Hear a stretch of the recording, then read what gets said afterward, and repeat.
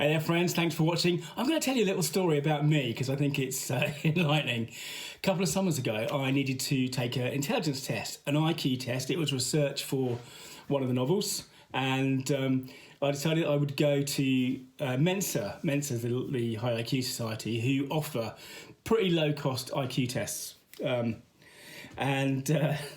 I got up really early that day. It was summer, but I got up early, and because I wanted to do really well. So I got up early, I stuck a jumper on, and I sort of left the house and I went off into the local city to find this place and get a cup of coffee and kind of be with my thoughts and prepare myself for this thing. Anyway, I went at the appointed time. I went to the test, and it was in this college. The college was basically closed for the summer, but we went up to this classroom at the top of this quite tall tower, and it got really hot. It got hot in the room. It got hot inside my brain because the tests, not surprisingly, are really hard.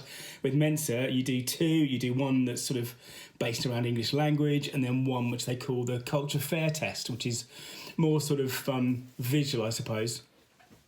And I think that one's designed to be easier if you don't speak English as your first language. Anyway, it was really hard, really hard.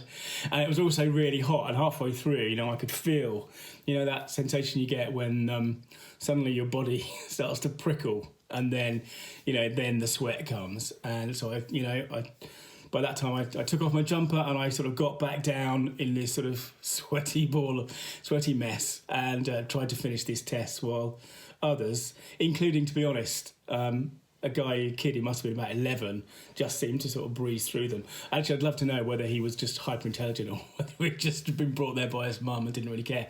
Anyway, I did the test. I made my peace with the fact that I wouldn't get in, and I went home, and the first thing my wife said to me when I got through the door was, "Why are you still wearing your pyjamas?"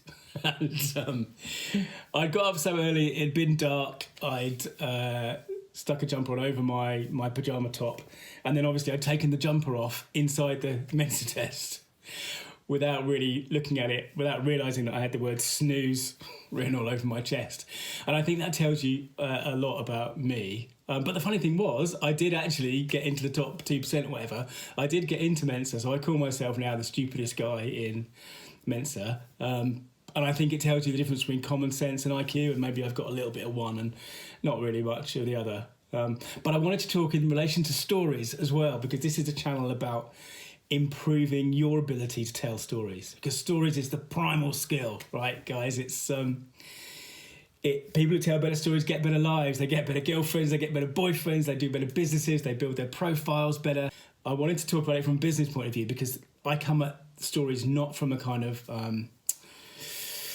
arty-farty point of view. I come at it from a very sort of practical thing. Before I sold it in 2018, I ran a digital agency. I'd run one for over 20 years.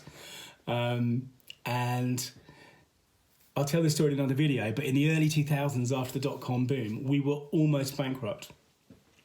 2002, we almost shut up shop. And one thing that one client said to me at that point made me realise the value of stories in business. And I tell you, I sold it in 2018, that company, and we had clients in the UK, Europe, North America and Asia. And we'd never placed an ad. Never placed an ad. Never got any business from a cold call. Never had a sales team. And that's because we used stories. Yes, we did great work. I mean, I think, you have to do great work, but our sales force, if you like, were the stories we sent out into the world. And very often they were stories that our clients told about us. So this channel is all about building your ability to tell better stories. And thanks for watching, and I'll see you in the next video.